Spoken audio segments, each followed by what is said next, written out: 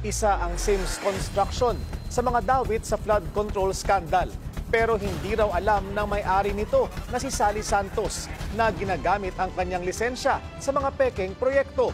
Nadiskubre lang umano niya ito nang lumitaw na ang issue.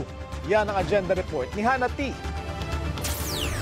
Mula sa paglalako ng ulam at pagtitinda ng dyaryo, umangat sa buhay si Sally Santos dahil sa mga proyekto ng kanyang firm na Sims Construction. Ito ang kumpanyang hinihiraman ng lisensya ng sinibak na DPWH officials na sina Bryce Hernandez at JP Mendoza. Ayon sa sinumpaang salaysay ni Santos, sa bawat paggamit ng dalawang engineer sa lisensya ng Sims, 3% ang makukuha ni Santos sa bawat kontrata.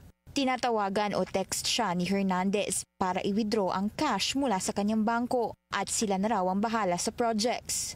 20 to 25% ang makukuha ni Hernandez. May share din si Mendoza at ang matitira makakarating pa sa ilang local officials. SOP o Standard Operating Procedure ang tawag dito ni Santos. Ibig sabihin, Sims Construction ang nakalagay sa papeles ng DPWH pero ibang contractor talaga ang gumagawa nito sa supervision niya ni Hernandez at Mendoza. At dahil maliit lang na kontratista ang Sims, nagpapahanap daw si Hernandez ng malalaking contractors para hiramin ang mga pangalan nito sa mas malalaking projects. Dito na pumasok ang Wawaw Builders, ang isa sa nasaway mismo ni Pangulong Bongbong Marcos dahil sa guni-guning projects nito sa Bulacan. Matatandaang nitong nakaraang buwan, bumisita ang Pangulo sa isang Riverwall project sa Barangay Piel sa Baliwag. Ni isang hollow block o semento, hindi raw natagpuan. Ang kontratista nito, ang Sims Construction ni Santos. Binunyag ni Santos na pinagkatiwalaan niya si Hernandez para gawin ang proyekto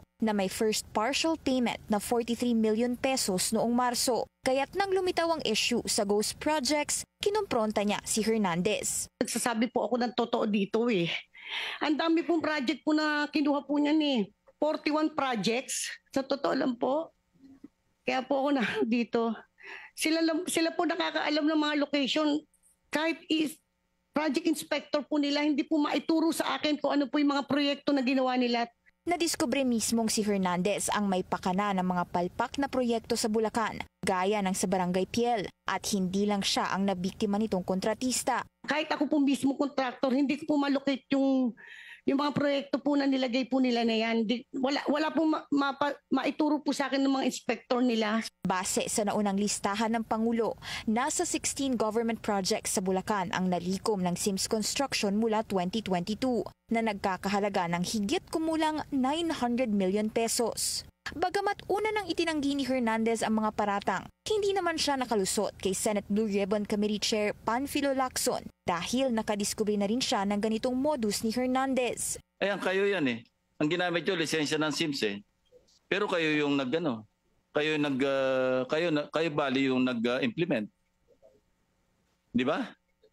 O, tatanggi ka. Yan ang modus operandi nyo, di ba? Marami yan. Totoo po, Your Honor. Totoo. Okay, thank you. Paulit-ulit daw sinubukang makipagkita ni Hernandez at Mendoza kay Santos at sinabing sinisikap nilang tapusin ang ghost projects na ginawa nila. Nasaan yung social responsibility, moral responsibility mo sa bayan na ito? Nanumpa ka pa?